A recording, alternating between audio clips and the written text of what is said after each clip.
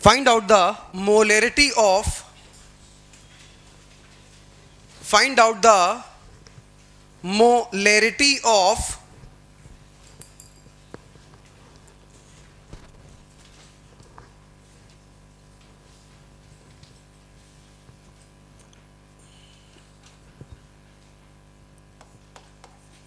1.8%.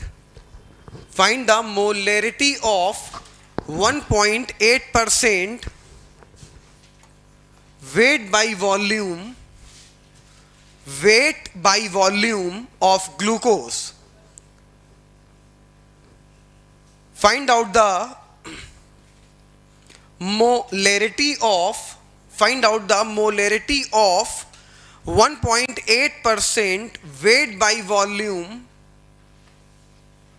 1.8% weight by volume of glucose. आ गया 0.1 ठीक बात। जरा ध्यान देना बेटा, जो लोग लास्ट टर्न पे नहीं थे, ये जो होता है ये हमेशा वेट होता है, ठीक। परसेंटेज का मतलब होता है 100, परसेंटेज का मतलब क्या होता है 100, और ये जो परसेंटेज है 100 में ये हमेशा वॉल्यूम होता है। तो वॉल्यूम कितना हो गया 100 ml। मान लो यहां लिखा होता 5% वेट बाई वॉल्यूम, तो उसका मतलब होता 5 ग्राम डिजॉल्व है 100 ml सोल्यूशन में। 6% weight by volume, 6 gram dissolve है 100 ml सोल्यूशन में।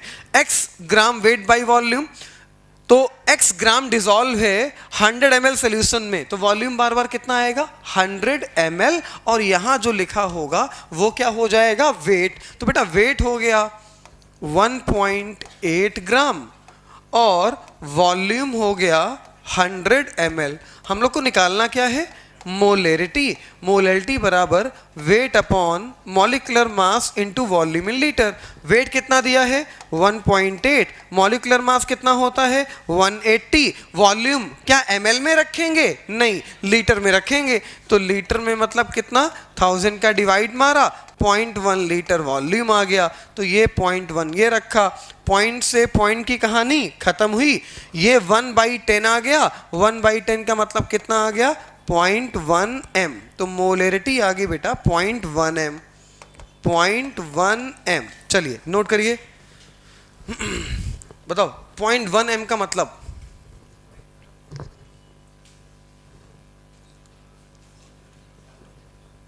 बोलो बेटा 0.1 m कहीं लिखा है, इस बात का क्या मतलब है। डेफिनेशन से कनेक्ट करके हमने कुछ बातें बताई थी कि नहीं बताई थी, आप बताओ बेटा। 0.1 मोल कितने में 1 लीटर ऑफ सॉल्यूशन में, भूलना मत, बस अभी काम आने वाला है जैसे ही मोलरिटी स्टार्ट होगी, ठीक। 0.1 मोलर 0.1 मोलर का क्या मतलब है 0.1 मोल of solute dissolve in 1 litre या 1000 ml ऑफ सॉल्यूशन। अगर यहां पे 2 मोलर लिखा होता उस बात का मतलब क्या बताया था हमने, 2 मोल सॉल्यूट का डिसॉल्व है 1000 ml ऑफ सॉल्यूशन में। 5 मोलर लिखा होता 5 मोल सॉल्यूट का डिसॉल्व है 1 लीटर या बोल लिया जाए 1000 ml ऑफ सॉल्यूशन में। नोट कर लिया भैया इसको, ठीक। हटाएं, नोट करिए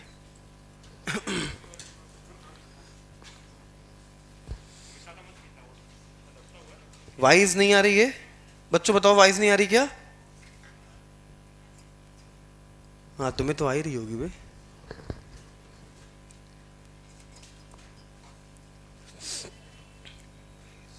वीडियो आ रही है वाइज, बेटा वाइज आ रही है, ठीक ओके बेटा ठीक है। अब हटा दें भैया। हमने बोला था आपसे मोलेरिटी के टोटल 5 टाइप के क्वेश्चन होते, 4 टाइप के अपन लोग कर चुके थे। 5वां टाइप का तब कर पाएंगे जब मोलेरिटी पढ़ चुके होंगे, क्योंकि कनेक्शन है बिटवीन द मोलेरिटी एंड मोलेलिटी। तो अब हेडिंग डालिएगा अगली कंसंट्रेशन। हम लोग ने पहली कंसंट्रेशन, हम लोग ने कितनी कंसंट्रेशन पढ़ी है 1 या 2, 1। वाइज नहीं आ रही, वाइज नहीं आ रही है,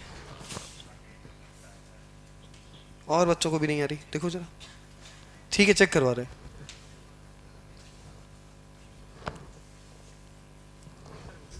बेटा अब आवाज आ रही है? बाकी लोग बताइए प्लीज, आवाज आ रही है कि नहीं आ रही है? नहीं आ रही है, नहीं आ रही है।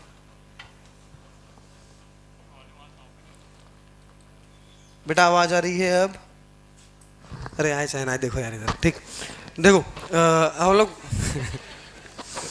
हम लोग बात करेंगे अगली कंसंट्रेशन। हम लोग ने एक कंसंट्रेशन नहीं, दो पढ़ ली। एक कंसंट्रेशन नहीं पढ़ी हम लोग, दो पढ़ ली। एक कंसंट्रेशन क्वेश्चन के अंदर ही पढ़ ली, X% वेट बाई वॉल्यूम, ये दूसरी कंसंट्रेशन होती है, ठीक। तो एक कंसंट्रेशन हम लोग ने क्वेश्चन के अंदर ही पढ़ ली कि X% वेट बाई वॉल्यूम का क्या मतलब होता है, X ग्राम सॉल्यूट डिसॉल्व है 100 ml सोल्यूशन में। ये दूसरी कंसंट्रेशन भी हम लोग ने क्वेश्चन के थ्रू पढ़ ली। अब तीसरी कंसंट्रेशन की बात करेंगे, हेडिंग डालिएगा नॉर्मेलिटी ऑफ सोल्यूशन। बेटा क्या आवाज आ रही है?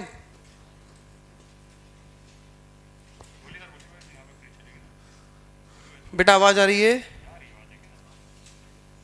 अरे यहाँ जाए हम बच्चों को जाए बस, हमें उससे क्या मतलब। बेटा आवाज आ रही है? अब आ रही है, हाँ ठीक ठीक ठीक है बेटा। हेडिंग डालिएगा normality of solution. Normality of solution, normality of solution represented by the n, ऐसा वाला n, कैपिटल हम बोलेंगे नहीं, रिप्रेजेंटेड बाय द, ये n बना लीजिए। मोलेरिटी की डेफिनेशन बोलो एक बार। Moles of solute dissolve in per litre of solution, ये तो था। Moles of solute dissolve in per litre of solution. यहां पे एक टर्म बदलेगा, बाकी सारी कहानी सेम रहेगी। यहां पे एक टर्म बदलेगा। बताओ पाल साहब, ये बताओ मोलेरिटी का फॉर्मूला क्या होता है? पक्का? बेहतरीन। परसों तो बेटा ऑनलाइन चले गए थे, आज आ गए ऑफलाइन। अरे तबीयत नहीं गुरु। हाँ भैया, और याद करके आए हो, पूरा रिवाइज करके तभी आए हो ऑफलाइन। हाँ भैया ध्यान देना, नॉर्मेलिटी में सिर्फ एक टर्म बदलेगा, मोल की जगह ग्राम इक्विवेलेंट। जहां जहां मोल है वहां पे बस सिर्फ ग्राम इक्विवेलेंट आ जाएगा, बाकी कहानी सेम। तो मोलेरिटी हम लोग ने क्या पढ़ी थी? Moles of solute dissolve in per litre of solution, right ना। तो क्या चेंज कर दो? मोल चेंज कर दो, मोल की जगह क्या ले आओ? ग्राम इक्विवेलेंट। तो क्या डेफिनेशन बनेगी? ग्राम equivalent of solute dissolve in per litre of solution. भैया सिर्फ मोलेरिटी की डेफिनेशन में से आप मोल को हटा के क्या ले आओ? Gram equivalent. मोल बराबर क्या होता था बोलो?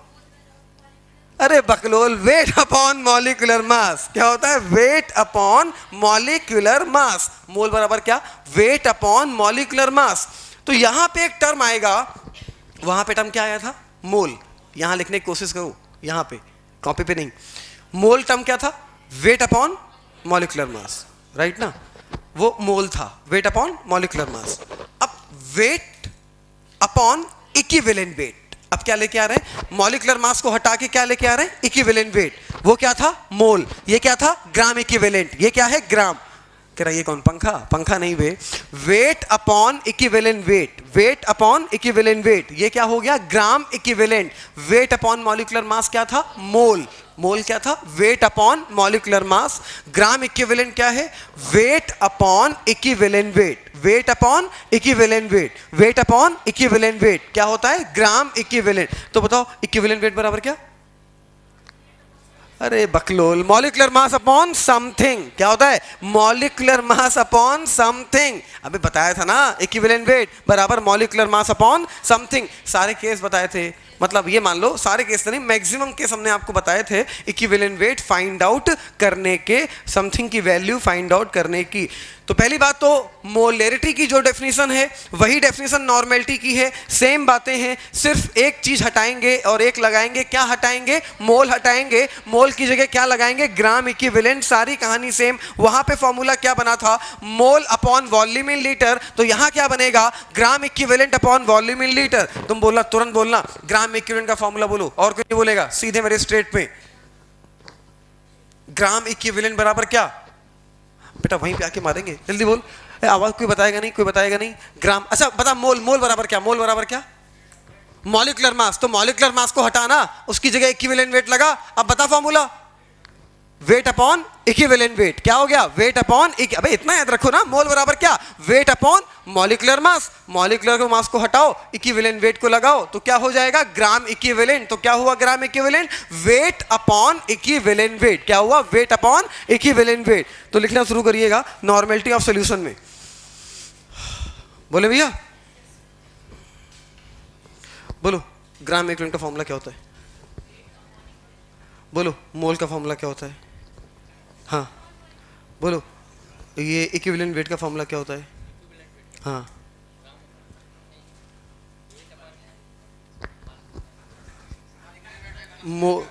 इक्विवेलेंट वेट बराबर मॉलिक्यूलर मास अपॉन समथिंग। क्या होता है? Molecular mass upon something. बोलो ग्राम इक्विवेलेंट का फॉर्मूला क्या होता है? Weight upon, wait upon equivalent wait. Equivalent weight क्या होता है? मोल बराबर क्या होता है? हाँ हाँ सही सही सही सही है, सही है, सही है। मास अपॉन मोलर मास या वेट अपॉन मोलर मास। लिखना स्टार्ट करिएगा। ग्राम equivalent of solute, gram equivalent क्या? तुम्हारा ब्याह। हेलो, हाँ हाँ बेटा रवि माइक ऑफ करो अपना। रवि बेटा माइक ऑफ कर लो बेटा, बाकी बच्चों को दिक्कत हो रही। बोल दिया बेटा, ठीक है यार। इस यहाँ से रवि का माइक ऑफ करो यार, ऑनलाइन में यही लोचा है। हाँ लिखिएगा ग्राम equivalent of solute, gram equivalent of solute, gram equivalent of solute, gram equivalent of solute dissolve in per liter of solution। यहां से नाम यहां पे टिक करो, यहां पे ग्राम equivalent of solute dissolve in per liter of solution, per liter of solution is known as the normality of solution, is known as the normality of solution।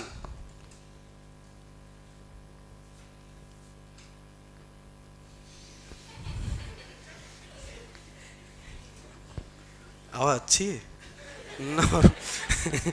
Normality of solution, ध्यान देना, नॉर्मेलिटी बराबर ग्राम equivalent of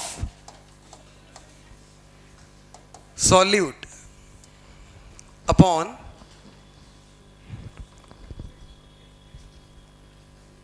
volume in litre of solution।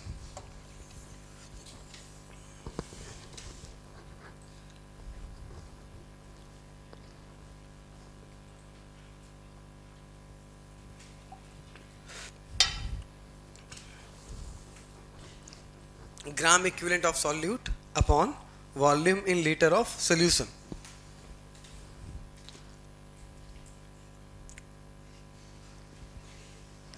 हाँ भैया ये बताओ मेरे भाई कि ग्राम इक्विवेलेंट का फॉर्मूला अभी अभी बताया है, कोई बोलेगा नहीं?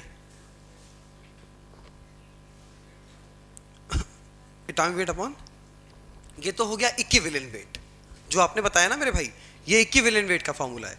हम पूछ रहे हैं ग्राम इक्विवेलेंट। अच्छा हटाओ, मोल का फॉर्मूला दिमाग में लेके आओ। मोल बराबर क्या? राइट ना? तो किसको हटा के क्या लगाना अभी हमने बताया?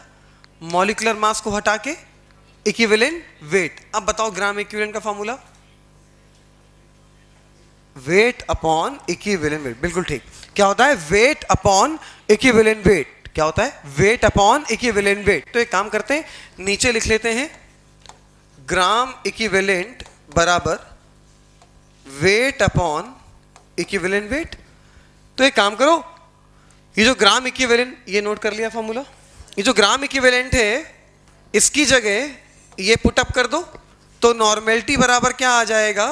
ग्राम इक्विवेलेंट की जगह रखा wait upon equivalent weight into volume in litre. Note करो भैया, wait upon equivalent weight into volume in litre.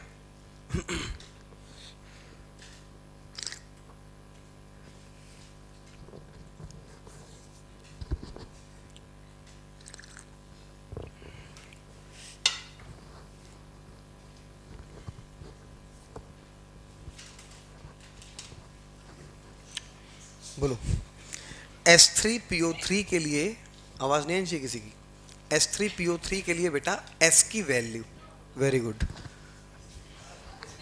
सही है यार, 2 होती है। अगला लिखिए, इसको नोट किया, इसके नीचे लिखिए इक्विवेलेंट वेट बराबर, equivalent wait, hello, equivalent weight बराबर,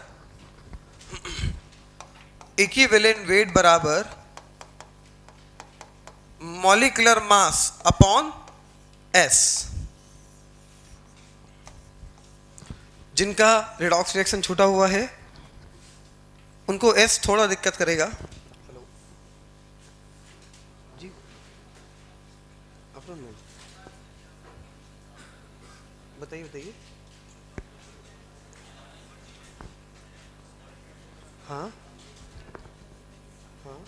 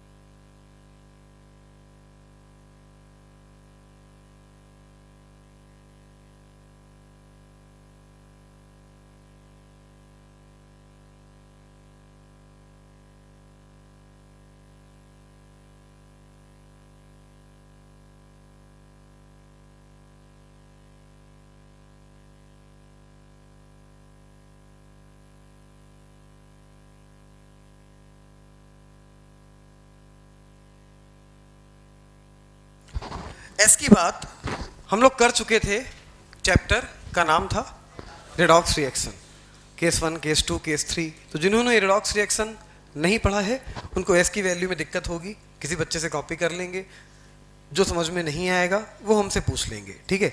तो इक्विवेलेंट वेट बराबर क्या होता है, मॉलिक्यूलर मास अपॉन S, ठीक है।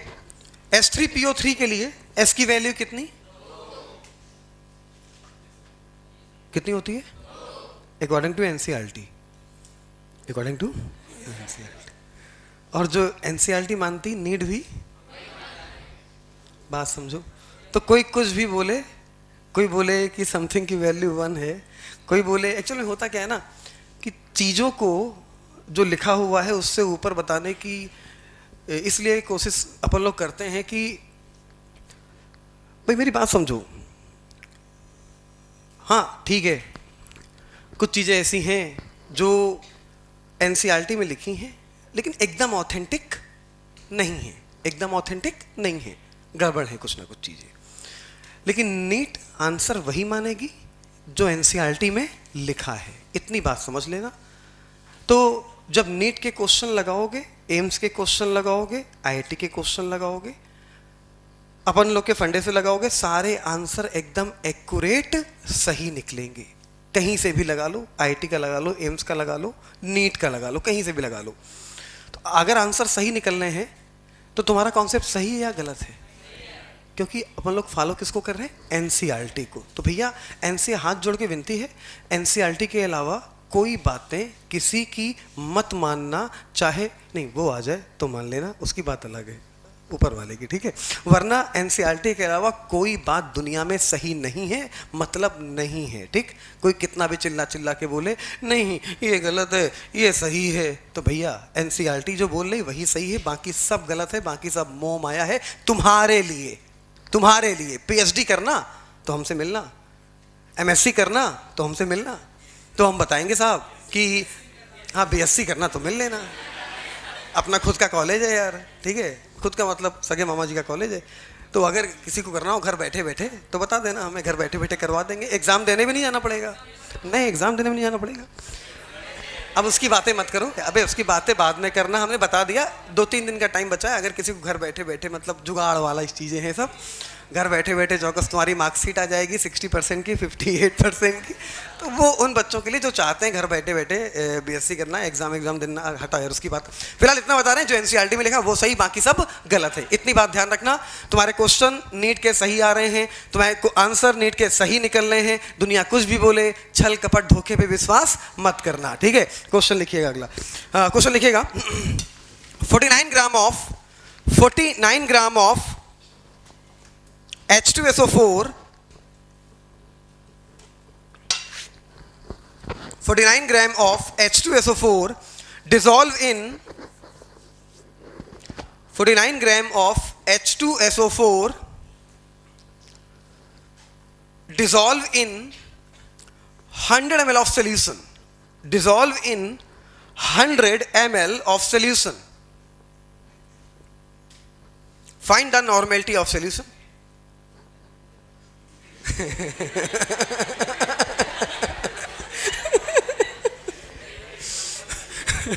सही तो कह रहा है यार, रुक जा भैया, हाँ काहे को आगे आगे बोल रहा है बे। नॉर्मेलिटी बराबर weight upon equivalent weight into volume in litre.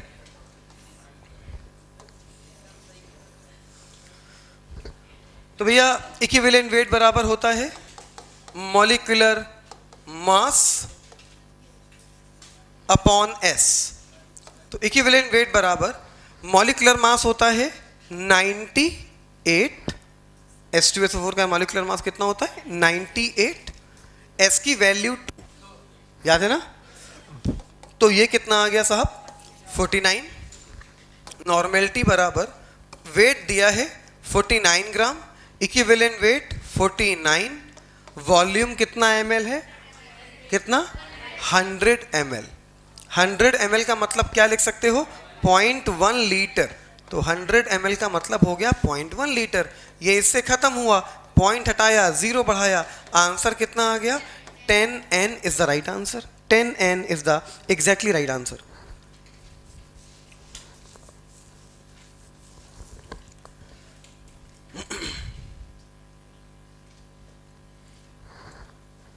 हटा भी इसको।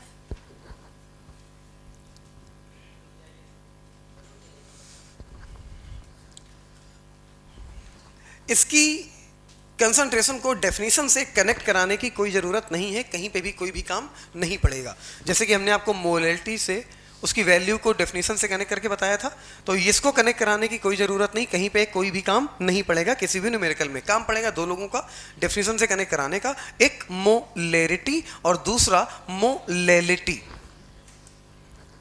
साहब इसको नोट कर लिया, ठीक। क्वेश्चन लिखिए, find out the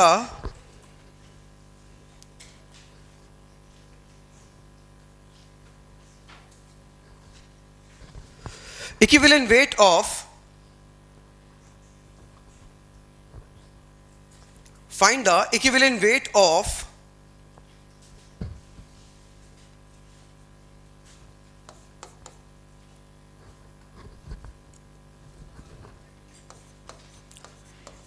Cr2O7 2 negative. Find out the equivalent weight of Cr2O7 2 negative if its molecular mass is capital M. if its molecular mass is capital M. Very good. बाकी लोग निकालें भैया.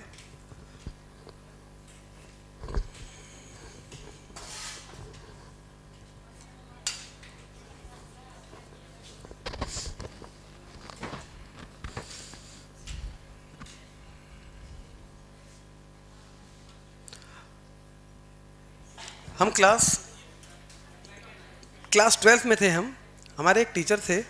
Teacher का नाम था CB Tiwari. हाँ, एक बात सुनो यार, क्वेश्चन बाद में निकालना. हम 12th में थे. हमारा स्कूल था दीनदयाल स्कूल. उस टाइम का अच्छा स्कूल था, ठीक स्कूल था. तो वहाँ पे एक टीचर थे CB तिवारी. पहले दिन आए, हम भी पहले दिन क्लास में आए. हमें खड़ा किया, चल खड़ा हो, कोचिंग पढ़ता है? मैंने कहा डर गए भाई, 12th में छोटे बच्चे. हाँ सर पढ़ते हैं. कहाँ पढ़ता है? सर मंजीत सिंह भल्ला. उस टाइम पे एक सरदार जी थे, क्लास 11-12 में वहीं पढ़ाते थे. बोले अच्छा. बोले ये बता कि जब इथेन Cl2 से रिएक्ट करेगा तो क्या बनेगा सनलाइट की प्रेजेंस में? हमने कहा सर C2H5Cl. बोले गलत है. हमने कहा अच्छा सर फिर सही. बोले C2Cl6 बनेगा. हमने कहा अच्छा. बोले सर क्या C2H5Cl बनेगा ही नहीं क्या? बोले नहीं बनेगा, आखिरी में बनेगा C2Cl6. मेरी बात समझो. एक्चुअल में क्या होता है ना, एक ऑथेंटिक बात आपको बता रहे हैं कि जब कोई बच्चा कहीं और पढ़ रहा होता है और वो कहीं और जाता है किसी और टीचर के पास, ठीक, तो एक ईगो क्लैश करता है. अपन से नहीं करता है. अपन के भाई अपन बहुत जमीनी आदमी. ईगो तो है ही नहीं अपन के अंदर. ईगो होने के लिए कुछ होना भी चाहिए. अपन के पास कुछ है ही नहीं तो ईगो किस बात का होगा यार, बात समझो. तो ईगो क्लैश करता है. ईगो क्लैश करने के चक्कर में हम लोग बच्चों को गलत डायरेक्शन में बढ़ा देते हैं. मेरी बात समझो, ठीक. तो पहली बात तो ये कि किसी की बात, मेरी बात भी सही नहीं मत मानना. अगर तुम्हारे नीट के क्वेश्चन के आंसर सही आ रहे हैं, जो नीट में पूछ चुका है, NCERT में जो लिखा है वही सब बातें सही हैं, और बार बार हम इस बात को डिस्कस नहीं करेंगे, ठीक. आखिरी बार आप लोग से बता रहे हैं, जो NCERT मान रही है, जो नीट के आंसर लिखे हैं, जो एम्स में आंसर लिखे हैं, वही आंसर ठीक है. बाकी सब बकवास है. बाकी किसी पे कोई विश्वास मत करना. NCERT के अलावा अगर हम भी तुमसे कुछ बोल रहे हैं तो हम पे भी विश्वास मत करना. जो NCERT है वही सही है, बाकी सब कुछ गलत है. बार बार बोल रहे हैं, आखिरी बार बोल रहे हैं, अब दोबारा हम इस बात को नहीं बोलेंगे, ठीक है. हाँ भैया, यहाँ पे CR की स्टेट आप निकालिएगा. CR की स्टेट यहाँ पे आएगी साहब +6. यहां पे CR की स्टेट आएगी +3. +6 से +3 चेंज कितने का? 3 का. अच्छा, सही या गलत? मल्टीप्लाई कितने का?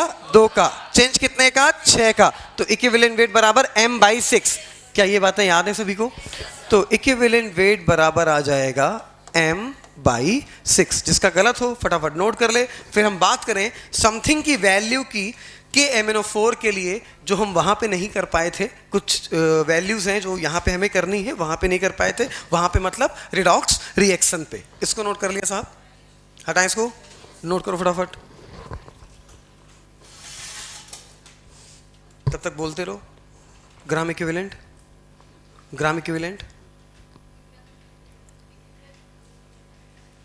हटाओ. मोल बराबर क्या होता है? बस क्या हटाना है, क्या लगाना है? अब बताओ क्या हुआ? खत्म बात. ग्राम इक्विवेलेंट क्या होता है? Weight upon equivalent weight. क्या होता है? Weight upon equivalent wait. Equivalent weight क्या होता है बेटा? वेट बराबर equivalent formula molecular mass upon S. Gram equivalent बोलो, डरो मत. अब बताओ. हाँ, अब बताओ. हमने शक्ल उधर कर ली. अब बताओ. उल्टा कर दिया. Wait upon equivalent weight. क्या होता है? Weight upon equivalent wait. हाँ भैया, नोट कर लिया इसको. हेडिंग डालिएगा, value of something for KMnO4. Value of something for KMnO4. वही S जो हम लोग पढ़ते थे, वैलेंस फैक्टर बोल लो, एन फैक्टर बोल लो, वैल्यू ऑफ समथिंग बोल लो।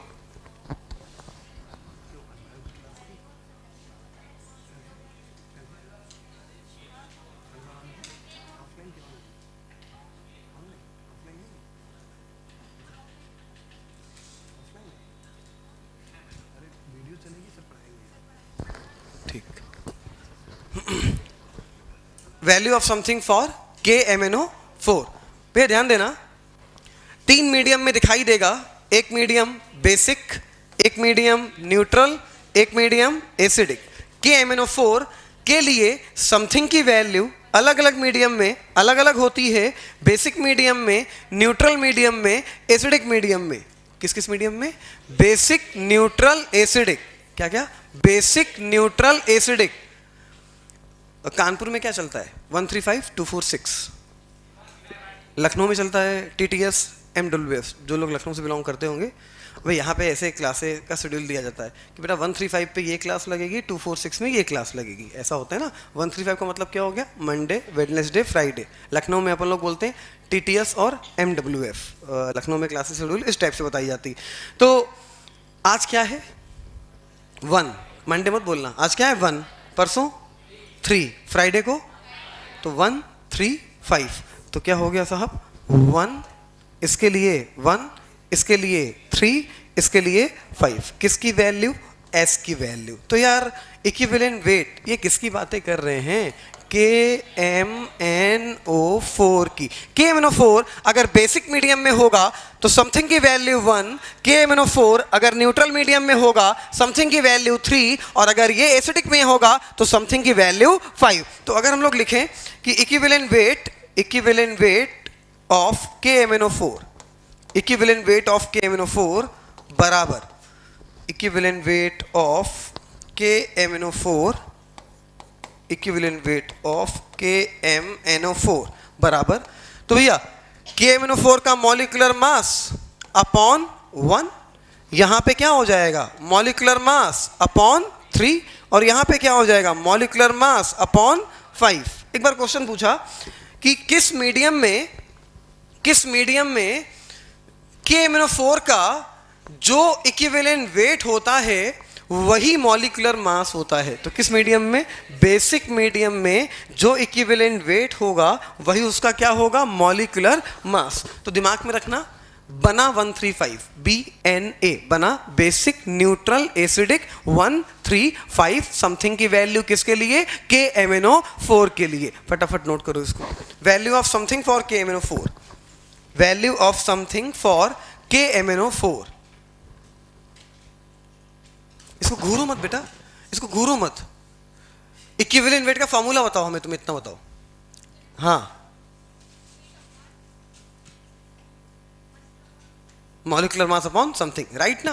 कोई नया फॉर्मूला नहीं है, ये चीज आपको याद रखनी है। बना 135 बेसिक मीडियम में समथिंग की वैल्यू 1, न्यूट्रल में 3, एसिडिक में 5। तो इक्विवेलेंट वेट बराबर molecular mass upon S, molecular mass upon S, molecular mass upon S।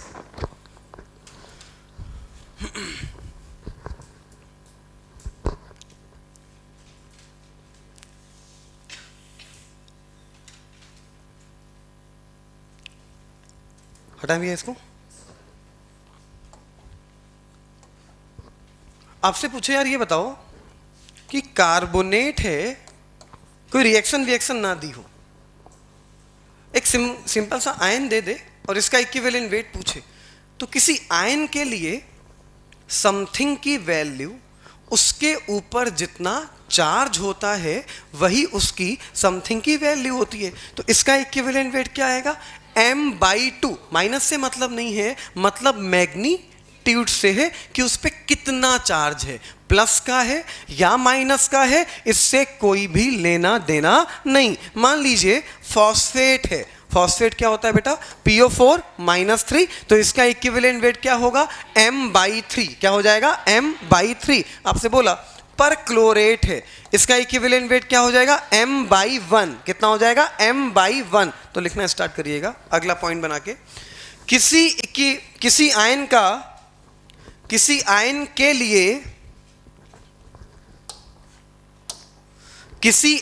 के लिए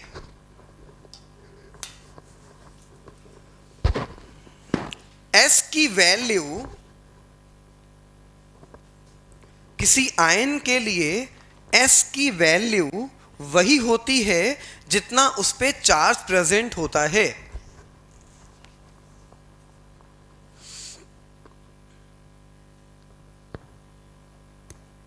किसी आयन के लिए एस की वैल्यू वही होती है जितना उस पे चार्ज प्रेजेंट होता है।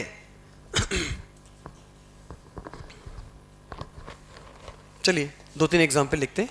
इक्विवेलेंट वेट ऑफ PO4 -3 बराबर मॉलिक्यूलर मास m मान ले रहे हैं तो क्या आ जाएगा बेटा m/3।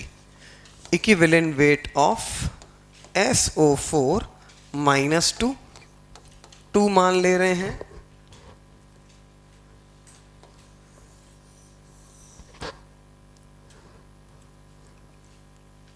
तो ये क्या आ जाएगा m/2। Equivalent weight of Fe +2 तो मॉलिक्यूलर मास अपॉन 2। अच्छा, इक्विवेलेंट वेट ऑफ ऑक्सीजन तो ऑक्सीजन का इक्विवेलेंट वेट पूछ रहा है तो मैं इतना बता दो O का पूछ रहा है या O2 का? No no no no no, O का।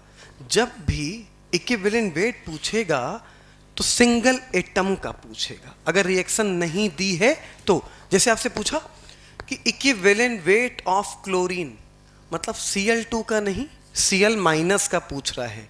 इक्विवेलेंट वेट ऑफ नाइट्रोजन तो N2 का नहीं N-3 का पूछ रहा है। इक्विवेलेंट वेट ऑफ ऑक्सीजन तो O2 का नहीं O-2 का पूछ रहा है।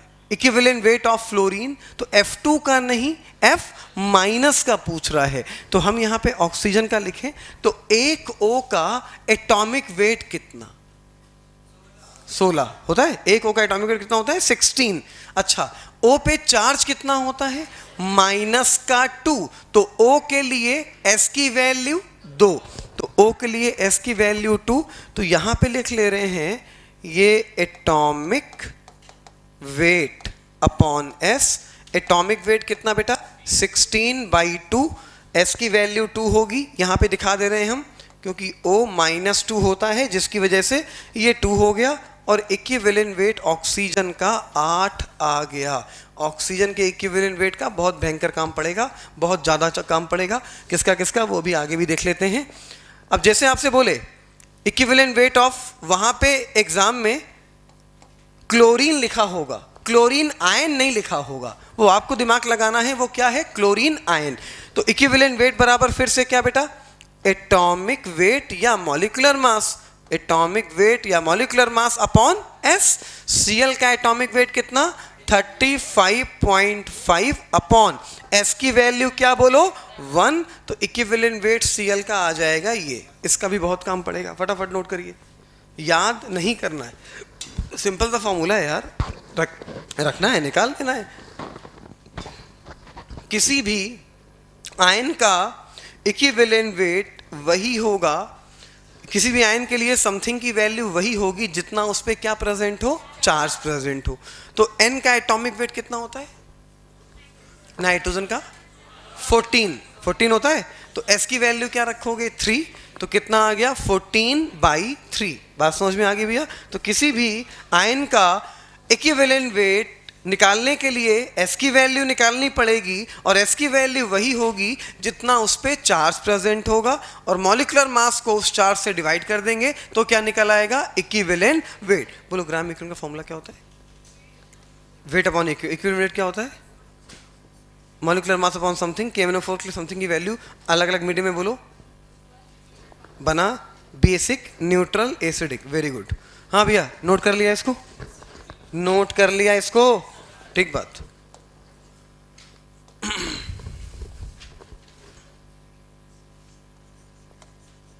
ग्राम इक्विवेलेंट बराबर, बोलो क्या था? वेट अपॉन इक्विवेलेंट वेट, ये था। ग्राम इक्विवेलेंट बराबर क्या? Weight upon equivalent wait. Gram equivalent बराबर क्या, weight upon equivalent wait, equivalent weight बराबर क्या, मॉलिक्यूलर मास अपॉन एस या एटॉमिक वेट अपॉन एस। किसी भी आयन के लिए एस की वैल्यू वही होगी जितना उस पर चार्ज प्रेजेंट होगा। अच्छा, अब कभी कभी इसको ऐसे लिख देता है, क्या बोलता है कि ये लिखा हुआ है मेटल कार्बोनेट, ठीक,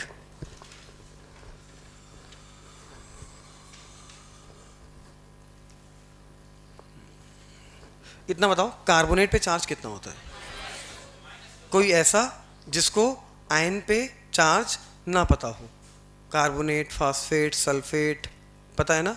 ठीक बात। हम यहाँ किनारे कोपचे में लिख रहे हैं, काम आएगा। जिनको पता ना हो मेरे साथ में बिना टाइम बर्बाद करें नोट करते चले।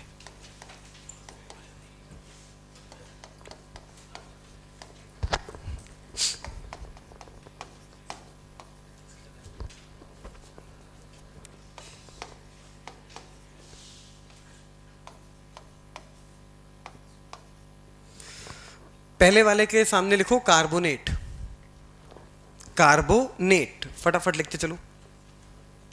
दूसरे वाले के नीचे लिखो फॉस्फेट, PO4 -3 के सामने लिखो फॉस्फेट। जिनको पता ना हो फटाफट नोट करें। NO3 -1 nitrate, NO3 -1 nitrate, NO2 -1 nitrite, NO2 -1 nitrite. देखा भैया? SO3 -2 sulphite, ITE, sulphite.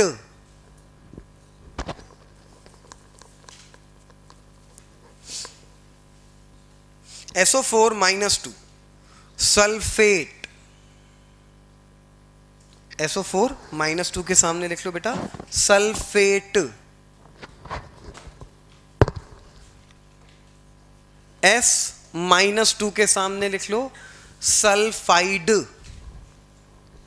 Sulphide, IDE, sulphide.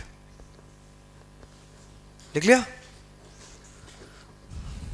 N -3 nitride, SN -3 nitride.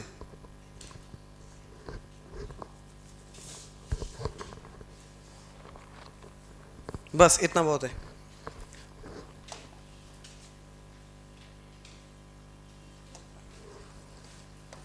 भैया ध्यान देना, अपने पास मेटल कार्बोनेट है, ठीक। अभी हम तुम्हें नहीं बताएंगे कि जहाँ पे ऑक्सीजन अपनी मैक्सिमम स्टेट पे होता है वहाँ पे 8 होता है, उससे कम स्टेट पे 8 होता है, जहाँ पे O नहीं होता है वहाँ पे आइड होता है। ये नहीं बताएंगे, बता दिया लेकिन नहीं बताएंगे, क्योंकि इसका काम हम लोग को पड़ेगा कोऑर्डिनेशन केमिस्ट्री में, तब बहुत डीप में बताएंगे। अभी इसका कोई काम नहीं है, खाली यहाँ पे समथिंग की वैल्यू दिमाग में रखना बस, ठीक बात। तो अगर मेटल कार्बोनेट है, मेटल सल्फेट है, मेटल फॉस्फेट है, इसका इक्विवेलेंट वेट हम लोग को निकालना है, मान लीजिए इस पूरे का। तो इस पूरे का इक्विवेलेंट वेट क्या होगा? Equivalent weight of metal carbonate बराबर equivalent weight of metal plus equivalent weight of carbonate. जो कुछ लोग इसको भी घूरेंगे, बोलेंगे ये क्या कर दिया यार बेटा। नहीं, मतलब ध्यान से घूरते हैं एकदम, मतलब जब कोई कॉन्सेप्ट ही नहीं है उसको भी कॉन्सेप्ट समझते हैं। कोई कॉन्सेप्ट है ही नहीं, मतलब बोले आधा आधा पेन था, जोड़ के एक पेन बना दिया, बोले अच्छा यहाँ कॉन्सेप्ट है, यहाँ कुछ कॉन्सेप्ट है। अबे भैया ये पूरा का पूरा मेटल कार्बोनेट है, तो पूरे मेटल कार्बोनेट का इक्विवेलेंट वेट कुछ नहीं यार, मेटल का इक्विवेलेंट वेट प्लस कार्बोनेट का सल्फेट होता। तो equivalent weight of metal plus sulphate phosphate होता। तो equivalent weight of metal plus phosphate कोई कॉन्सेप्ट नहीं है, कक्षा 2 वाली चीजें हैं कि एक और एक कितना होता है बेटा 2। तो वही यहाँ पे है, कोई कॉन्सेप्ट मत समझना इसको कि बहुत डीप में समझो। अच्छा मेटल कार्बोनेट, ये प्लस ये, इसको रटो, लिख लिख के याद करो। अभी कोई कॉन्सेप्ट ही नहीं है। 1 + 1 2 होता, वही तो ये बता रहा है कि मेटल कार्बोनेट में ये इसका मेटल का इक्विवेलेंट वेट प्लस कार्बोनेट का, उसमें कौन सी बात है यार। मेटल कार्बोनेट में मेटल और कार्बोनेट है, उसी का इक्विवेलेंट जोड़ा है, मेटल कार्बोनेट के बराबर है। अच्छा, फिर एनसीईआरटी में और बुकों में ऐसे लिख देता है, तो हम लोग घूरते हैं उसको, मेटल कार्बोनेट बराबर इक्विवेलेंट वेट ऑफ मेटल बराबर 16 त्याई 48, 48 12 60, और यहां लिख देता है कि ये +30। बोले ये क्या हो गया, अरे बाप रे बाप, ये 30 कहां से आ गया, यहां तक तो ठीक था, ये 30 कहां से आ गया। अब इक्विवेलेंट वेट कार्बोनेट का रख दिया है, कार्बोनेट का इक्विवेलेंट वेट निकालोगे तो इक्विवेलेंट वेट बराबर क्या, मॉलिक्यूलर मास अपॉन एस, और मॉलिक्यूलर मास इसका होगा 60। एस की वैल्यू कितनी होगी 2, तो इक्विवेलेंट वेट कितना आ जाएगा 30। तो भैया 30 रख देंगे, कोई नई बात थोड़ो ना करिए। अब ऐसा लिखाओ तो और डर जाते हैं, अगर ऐसा लिखाओ, बोले M2SO4, ये क्या है, मेटल सल्फेट। क्या है, मेटल सल्फेट है, तो मेटल सल्फेट ही ना। तो अब एक्स्ट्रा दिमाग लगाते हैं, बोले equivalent weight of metal sulphate बराबर इक्विवेलेंट वेट, दिमाग देखो कितना तेज, निहायती खतरनाक एकदम। बोले 2 है, 2 यहां 1 था, यहां 2 है, तो यहां पे 2 का मल्टीप्लाई। भैया ऐसा मत कर देना, यहां भी वही होगा, equivalent weight of metal plus equivalent weight of sulphate. फर्क नहीं पड़ता यार, वो सल्फेट 2 हो 3 हो, मेटल 3 हो 4 हो, हमें उससे क्या मतलब है, तो मेटल सल्फेट ना। तो इक्विवेलेंट वेट जो मेटल का होगा और इक्विवेलेंट वेट जो सल्फेट का होगा, वो दोनों इक्विवेलेंट वेट जोड़ने पे किसका इक्विवेलेंट वेट आ जाएगा, मेटल सल्फेट का। मेटल 2 हो 3 हो 4 हो, उससे कोई फर्क नहीं पड़ता। ये ऐसा लिखा दिखेगा तुम्हें, बराबर equivalent weight of M, equivalent weight of M plus sulphate. 98 में से 2 हटाओ, 96, 96 में 2 डिवाइड करो, कितना हुआ 48, 48 ना, ठीक बात। तो ये आपका आ गया 48। अब ये ना पूछना कैसे, इसका मॉलिक्यूलर मास कितना होगा 96, एस की वैल्यू कितनी होगी 2, तो 96/2 कितना आ जाएगा 48। बात समझ में आ गई भैया। तो फटाक से इसको नोट करो, नोट करो, कोई कॉन्सेप्ट नहीं है, घूरो मत इसको, कुछ बातें हैं उसको लिखो, कॉन्सेप्ट मत समझना है इसको। मेटल कार्बोनेट का इक्विवेलेंट वेट मेटल का प्लस कार्बोनेट का, मेटल क्लोराइड का इक्विवेलेंट वेट मेटल का प्लस क्लोराइड का, मेटल ऑक्साइड का इक्विवेलेंट वेट मेटल का प्लस ऑक्सीजन का, मेटल नाइट्राइड का इक्विवेलेंट वेट मेटल का प्लस नाइट्राइड का। ये कुछ पॉइंट हैं जो न्यूमेरिकल में बहुत ज़्यादा हेल्प करेंगे, उन न्यूमेरिकल में जो ग्राम इक्विवेलेंट कॉन्सेप्ट को फॉलो अप करते हैं।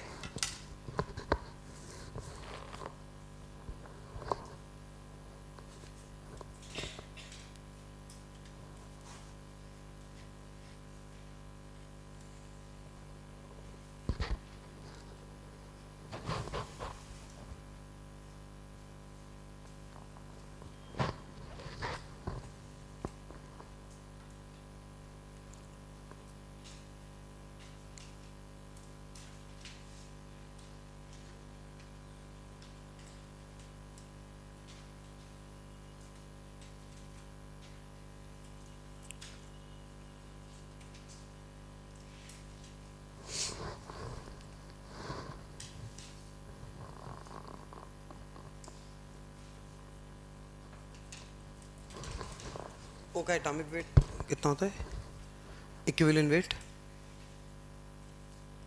ओ पे चार्ज कितना होता है बेटा, ओ पे चार्ज -2, इक्विवेलेंट वेट बराबर क्या, बाकी लोग नोट कर दो, टाइम बराबर मत करो। Atomic weight upon S, S की वैल्यू हाँ 2, तो 16/2 कितना हुआ 8, तो इक्विवेलेंट वेट ओ का कितना होगा 8, हमेशा याद रखोगे, ठीक है। नोट कर लिया भैया, हटाएं इसको।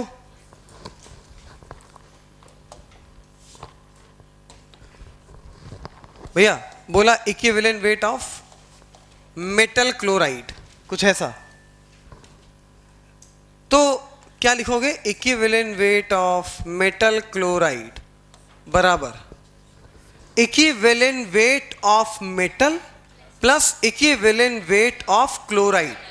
कोई कॉन्सेप्ट नहीं है, ये 3 आ जाए 4 आ जाए, अबे हमें इसका इक्विवेलेंट वेट निकालना है, तो इक्विवेलेंट वेट इसका अपॉन इसकी एस की वैल्यू, यही तो होगा, मतलब इक्विवेलेंट इसका। अब हमें इसका निकालना है तो इसका इक्विवेलेंट, अब दोनों को जोड़ दिया, अब दोनों को जोड़ दिया तो इस पूरे का इक्विवेलेंट वेट क्या होगा? इसका प्लस इसका, यही तो होगा यार। तो कोई कॉन्सेप्ट थोड़ा ना ये, तुम इसको सोचो कि मोल कॉन्सेप्ट का कोई कॉन्सेप्ट है, वॉल्यूमेट्रिक का कोई डीप कॉन्सेप्ट है, कुछ नहीं है यार। ये मेटल था, ये क्लोराइड था, दोनों को मिला दिया, मेटल क्लोराइड हो गया, तो इक्विवेलेंट वेट मेटल क्लोराइड का क्या होगा? Equivalent weight of metal plus, अभी तुम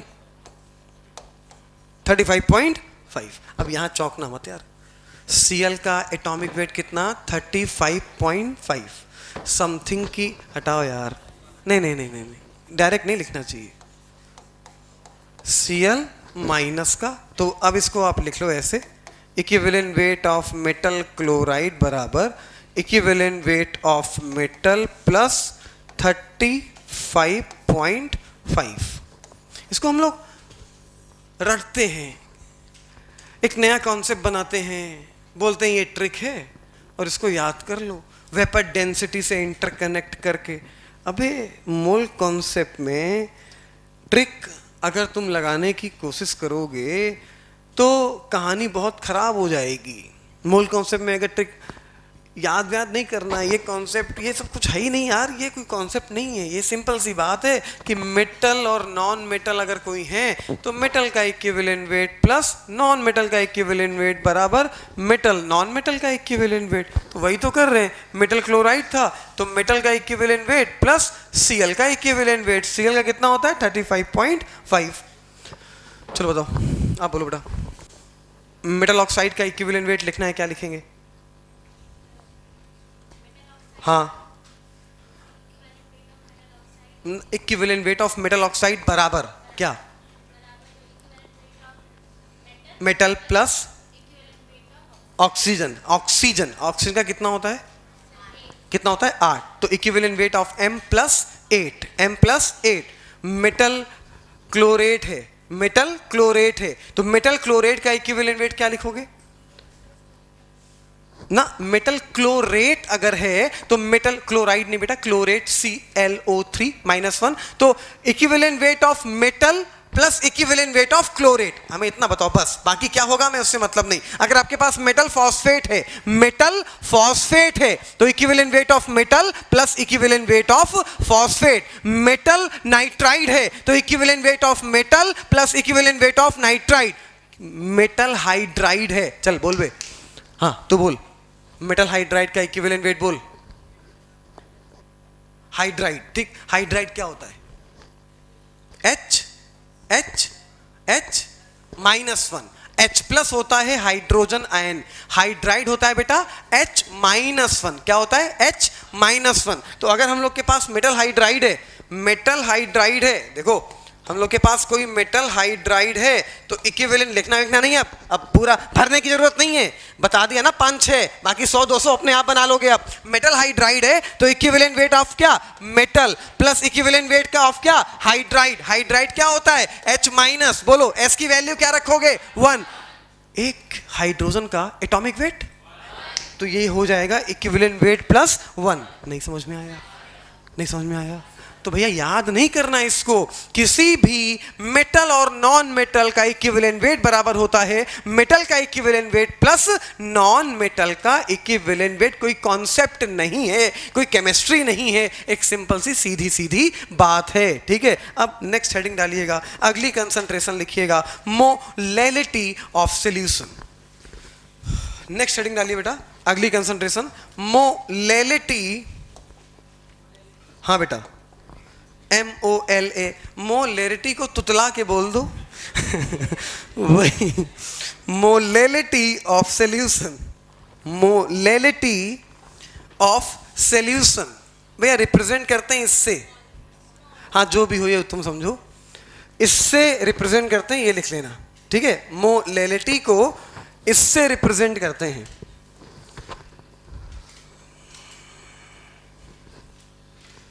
फिर बोल लें मोलेरिटी और मोलेलिटी की डेफिनेशन से इंटरकनेक्शन करना मोस्ट इंपॉर्टेंट है, क्योंकि ये आपस में इंटरकनेक्ट होती हैं, प्लस मोल फ्रैक्शन में भी मोलेलिटी बहुत काम आती है अगर आपको डेफिनेशन से इंटरकनेक्ट करना आता है तो। मोलेरिटी क्या होती है, बोलो बेटा। मोलेरिटी ना ना, मोल किसका, बस रुक जाओ, मोल्स ऑफ सॉल्यूट, बस आगे बोलो। Dissolve in per litre of solution, यही तो है। Moles of solute dissolve in per litre of, कर लो कर लो कर लो कर लो, कोई पारिवारिक बातें करना बहुत जरूरी है कि तुम कितनी करोगे, 2 की 3, हम तो एक ही करेंगे। सर बार बार बोलते हैं यार हम तो एक ही करेंगे, तुम 2-3 कर लेना। हाँ भैया ध्यान देना जरा। अगर हम लोग बात करें मोलेलिटी की, मोलेरिटी क्या थी, moles of solute dissolve in per litre of solution. Volume हटाओ, ऊपर वाला फंडा सेम रहेगा, तीनों में सेम चल रहा है। ऊपर वाला वहां भी था, वहां पे ऊपर वाला बदला था नॉर्मेलिटी में, मोल की जगह क्या आ गया था, ग्राम इक्विवेलेंट, नीचे वाला सेम था। यहां पे क्या होगा, यहां पे ऊपर वाला सेम रहेगा, मोल्स ऑफ सॉल्यूट, क्या, moles of solute dissolve in, solution की जगह आ जाएगा सॉल्वेंट, वॉल्यूम की जगह आ जाएगा weight in KG, weight in KG. तो मोलेलिटी क्या हुई, moles of solute dissolve in per KG of solvent, moles of solute dissolve in per KG of solvent, moles of solute, moles of solute, moles of solute dissolve in per KG of solvent. अब तीनों को interconnect करा रहे हैं एक बार आपस में interconnect कराने का मतलब तीनों के फॉर्मूले एक बार बता रहे हैं, सुनना। Molarity, moles of solute dissolve in per litre of solution. Normality, gram equivalent of solute dissolve in per litre of solution.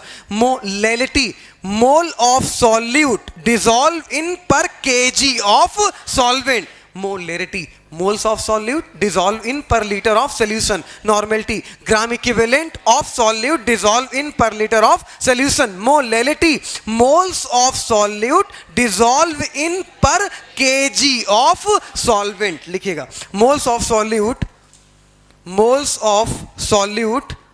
dissolve in, moles of solute dissolve in per kg of solvent. Moles of solute dissolve in per kg of solvent.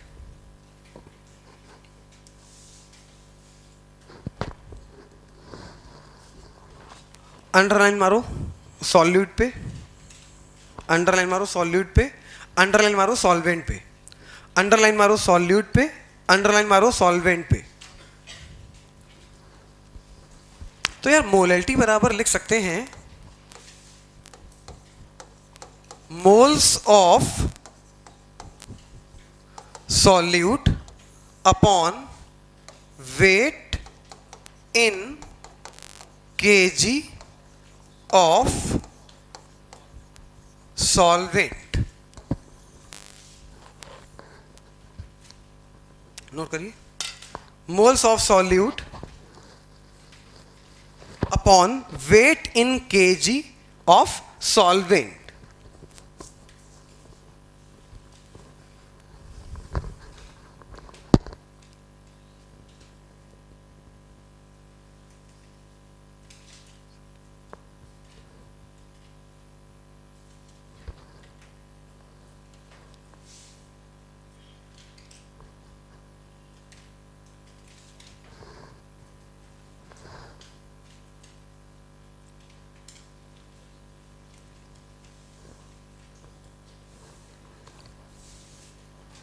हाँ बेटा,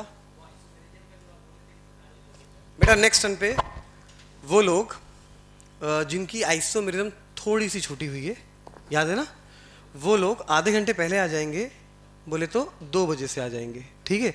वो छूटी नहीं है, बस हमें isomer याद कराने, छोटा वोटा कुछ नहीं, सिर्फ हमें आइसोमर याद कराने। तो कल 2 बजे आ जाइएगा जिनकी आइसोमर याद करने हो, कुछ छूटा नहीं है उसमें, ठीक है, कंप्लीट पूरा है, बस हमें आइसोमर याद करवाने हैं। वो भी सीट हम आपको भेज चुके थे, वो आपके पास है, उसी सीट से हमें आइसोमर याद कराने हैं।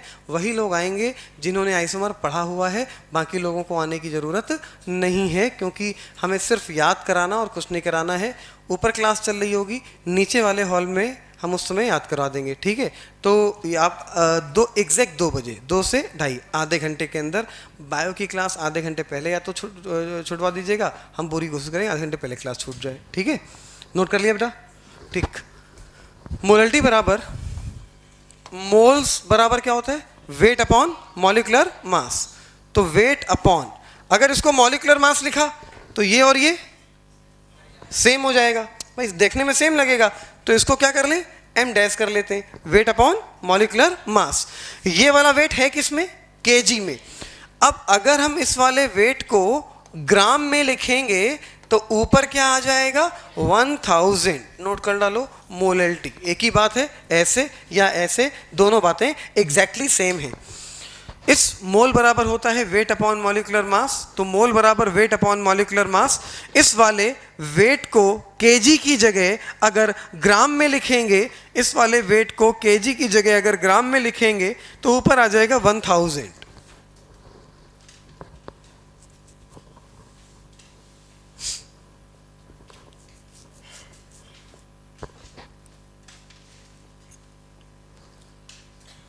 नोट कर लिया भैया, क्वेश्चन लिखिए।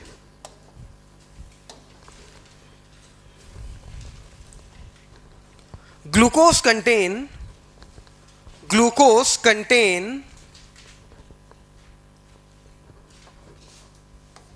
6.02 into 10 to the power 21, 6.02 into 10 to the power 21 number of molecule, 6.02 1 into 10 to the power 21 number of molecule. If glucose dissolve in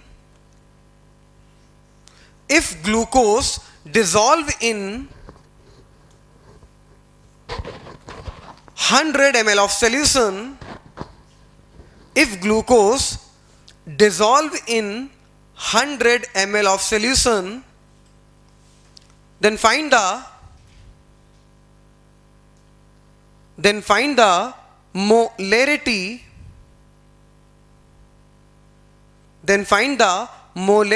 of glucose. Then find the molarity of glucose. फटाफट निकालो, आसान सा question है।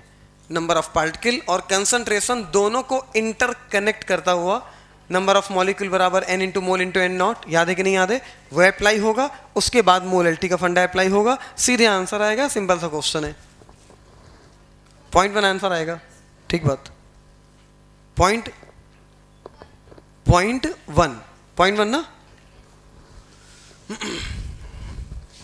चलो भैया ध्यान देना, जिनका आंसर नहीं आया है वो लोग ध्यान दें। नंबर ऑफ मॉलिक्यूल बराबर n into mole into n not.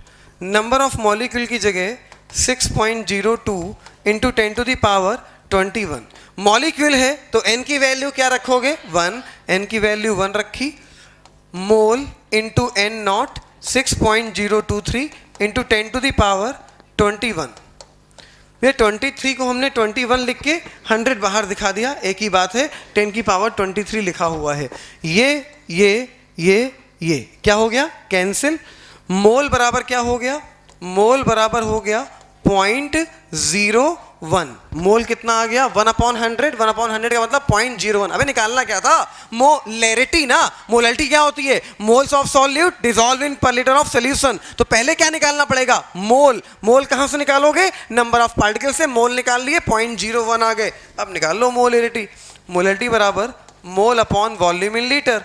तो मोल कितने आए हैं, 0.01, और वॉल्यूम दिया कितना है, 100 ml। रखोगे किसमें, लीटर में, डिवाइड मारोगे 1000 का, कितना आ जाएगा, 0.1 लीटर। तो यहाँ 0.1 रख दिया।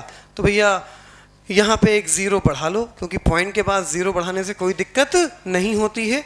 ये 0 से 0 खत्म, 1/10 बोले तो 0.1 m, तो मोलेरिटी आ गई 0.1। हमने आपसे बोला था तब कि एक क्वेश्चन नंबर ऑफ पार्टिकल का इंटरकनेक्ट करेगा कंसंट्रेशन को, तो वो इस टाइप का क्वेश्चन होगा।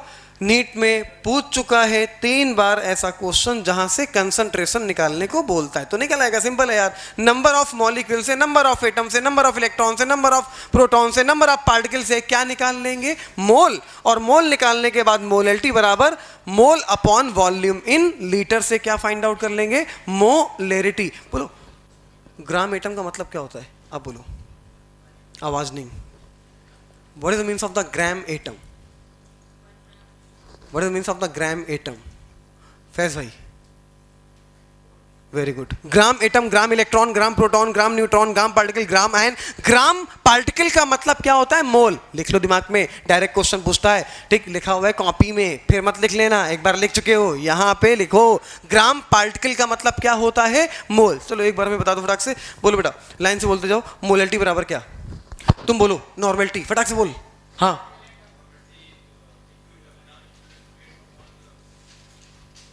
अभी बकलोल, gram equivalent upon volume in litre. बोलो मोलेरिटी।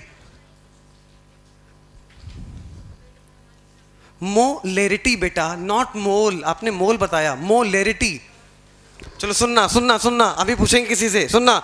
मोलेरिटी बराबर, सुनना एक बार, मोलेरिटी बराबर moles of solute dissolve in per litre of solution. Normality बराबर ग्राम equivalent of solute dissolve in per litre of solution. मोलेरिटी बराबर moles of solute dissolve in per KG of solvent. तुम शुरू कर दो मोलेरिटी से, इधर वाले से। मोलेरिटी, मोलेरिटी, फटाक से बोल, जल्दी बोल। मोलेरिटी, moles of dissolve in per KG of solvent, पर केजी ऑफ, फिर से बोल, moles of dissolve in KG of solvent. बोलो बेटा मोलेरिटी, यही बोलो फटाक से।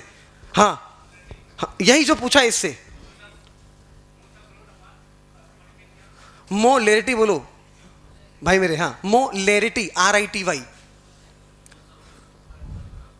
सॉल्यूशन। तुम बोलो नॉर्मेलिटी। पहले नॉर्मल तो हो जाओ, तब नॉर्मेलिटी बताओ। इतने डर क्यों रहे हो? हम डराओने क्या? अभी डरते क्यों? नॉर्मेलिटी बराबर क्या होता है? Gram equivalent of solute, gram equivalent of solute dissolve in per litre of solution. Gram equivalent क्या होता है? ग्राम इक्विवेलेंट क्या होता है? जल्दी बोल। ग्राम इक्विवेलेंट, ग्राम इक्विवेलेंट, बोल। Wait upon equivalent weight, weight upon equivalent wait. Equivalent weight क्या होता है? हाँ, मॉलिक्यूलर मास अपॉन S। इतनी बात दिमाग में रहेंगी। नेक्स्ट टर्न पे एग्जैक्ट 2 बजे मिलेंगे, जिनको आइसोमेरिज्म करनी है। एग्जैक्ट 2:30 बजे क्लास स्टार्ट करेंगे। मोल कॉन्सेप्ट की जितना पढ़ाया है प्लीज रिवाइज करके आइएगा। Thank you so much.